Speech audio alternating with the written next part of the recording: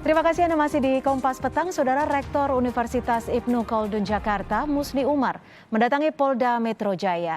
Ia dipanggil terkait tuduhan gelar profesor gadungan dan pemalsuan ijazah.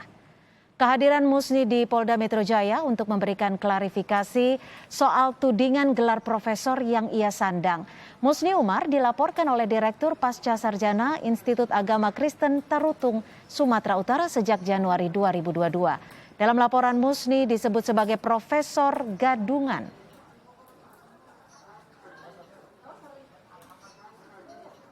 Memang profesor saya ini tidak tercatat atau dicatat tidak ada keputusan dari presiden ataupun menteri. Tapi bukan berarti dia itu gadungan. Kalau yang tercatat itu yang dapat uang dari negara. Saya sama sekali tidak dapat uang dari negara, saya dapat dari masyarakat melalui kepakaran saya sebagai sosiolog. Dan sama sekali tidak ada unsur penipuan, tidak ada yang dirugikan. Bahkan sejak saya memimpin Universitas Ibnu Khaldun berkembang luar biasa. Lalu seperti apa tahap dan cara mendapatkan gelar profesor atau guru besar? Kita akan perbincangkan dengan Ketua Majelis Rektor Perguruan Tinggi Negeri Indonesia, Profesor Jamal Wiwoho. Selamat petang, Prof. Jamal. Prof, kita langsung aja nih. Apakah gelar profesor? Ya, selamat petang, Prof. Jamal. Prof, apakah gelar profesor ini sebenarnya harus terdaftar di negara? Apakah hal itu mutlak atau tidak, Prof? Ya, jadi gelar profesor itu di dalam dunia akademik dikenal dua jalur. Yang pertama adalah gelar profesor berdasarkan ketentuan peraturan, dalam konteks ini adalah Peraturan Menteri Pendidikan dan Kebudayaan nomor 92 tahun 2014 tentang petunjuk teknis pelaksanaan penilaian jabatan fungsional dosen. Artinya ini jalur profesor di mana dia itu mempunyai profesi sebagai dosen. Selain dosen, dimungkinkan juga ada profesor yang diatur, kala itu diatur dengan Permendikbud nomor 88 tahun 2013 tentang dosen tidak tetap dalam jabatan profesor.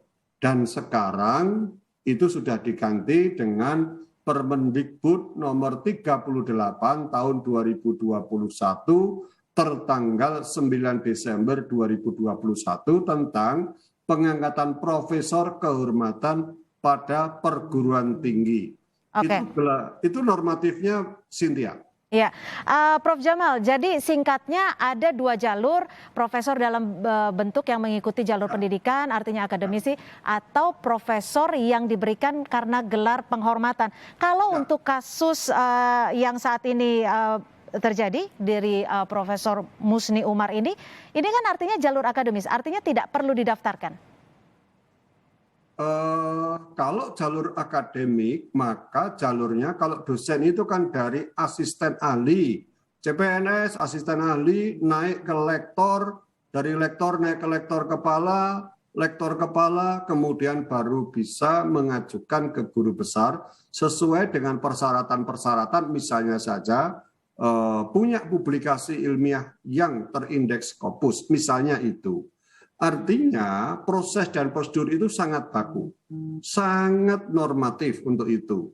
Oleh karena itu, profesor dari dosen itu yang memberi atau SK-nya berasal dari Pak Menteri.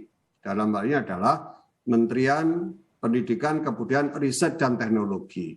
Sedangkan profesor yang kehormatan ini agak berbeda.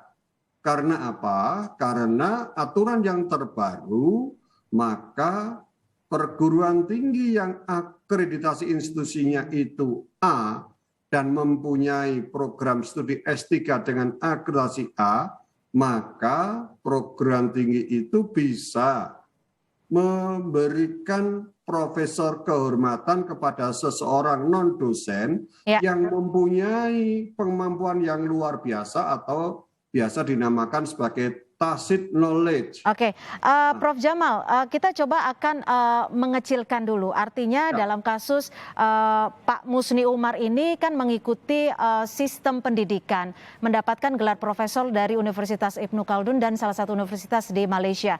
Artinya memang dipastikan jika tidak didaftarkan tidak apa-apa. Kita harus lihat dulu, misalnya saja tadi sudah saya sampaikan, Ibnu Khaldun itu akreditasi institusinya apa? Kalau A memenuhi persyaratan atau boleh. Yang kedua, punya prodi di mana prodi itu mengajukan profesor kehormatan juga terakreditasi A. Lah, di sana dikatakan itu bagi bukan dosen. Nah, jadi kalau dosen itu jalurnya ya lewat tadi itu Permendikbud atau Peraturan Menteri Pendidikan Kebudayaan nomor 92 tahun 2014 di mana pentahapannya sudah sangat jelas dari asisten ahli, lektor, naik ke lektor kepala baru bisa ke guru besar. Nah, itu. Jadi case ini memang harus dilihat dulu dari institusi yang memberikan karena apa? Karena dengan Permendikbud 38 tahun 2021 memang ada pendelegasian wewenang.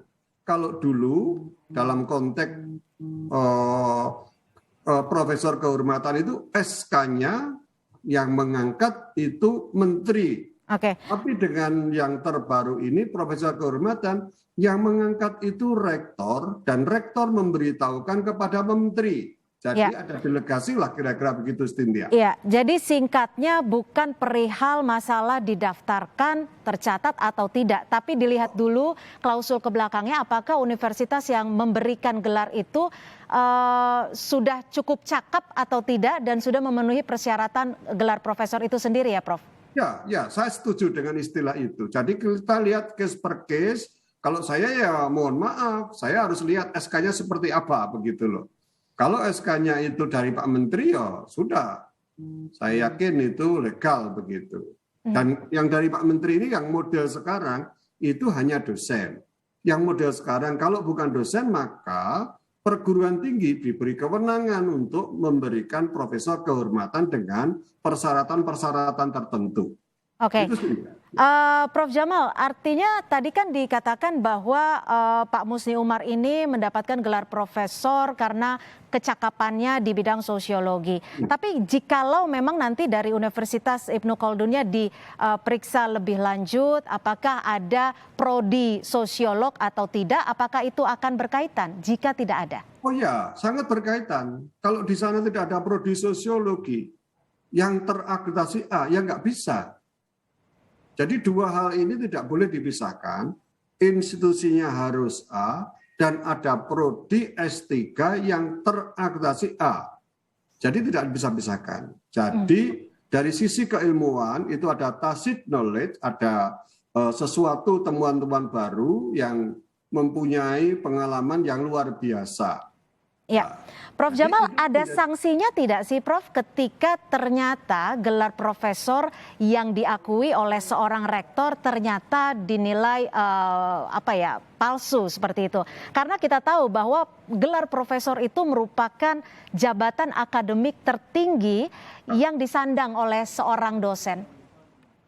Ya ada, tentu hukum pidana berjalan kalau memang itu ya dikeluarkan oleh lembaga yang tidak mempunyai kewenangan atau otoritas untuk itu.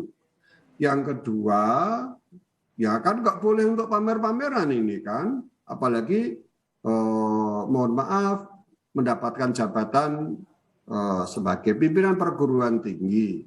Legitimasi dia mencantumkan nilai, mencantumkan nama itu, maka ya harus bisa dipertanggungjawabkan secara hukum yang baik. Dan saya tambahkan lagi, Profesor Kehormatan model terbaru berdasarkan Permendikbud 38 tahun 2021, itu salah satu cirinya, itu profesor dalam kurung. Dalam kurung itu nama institusi yang mengeluarkan.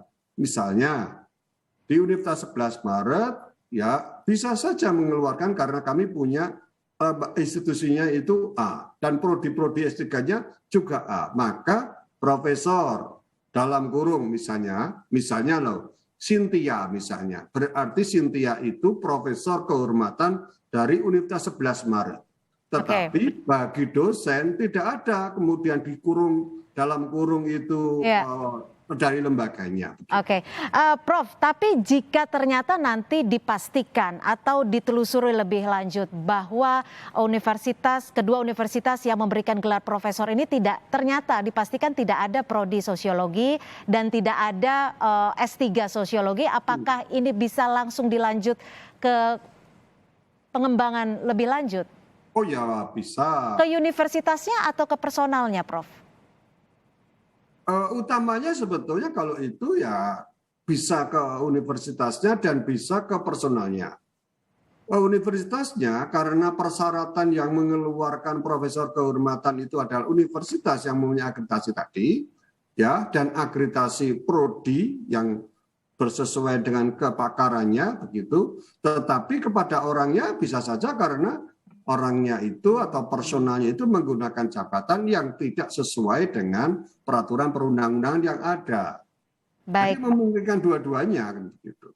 Baik, terima kasih, kita sudah tangkap dan tentunya kita masih tetap menunggu pemeriksaan lebih lanjut terkait dengan dugaan pemalsuan gelar profesor terkait dengan Rektor Musni Umar, Rektor Universitas Ibnu Khaldun. Terima kasih sekali lagi atas informasinya Profesor Jamal Wiwoho, Ketua MRPTN dan juga Rektor UNS telah bergabung bersama kami di Kompas Petang.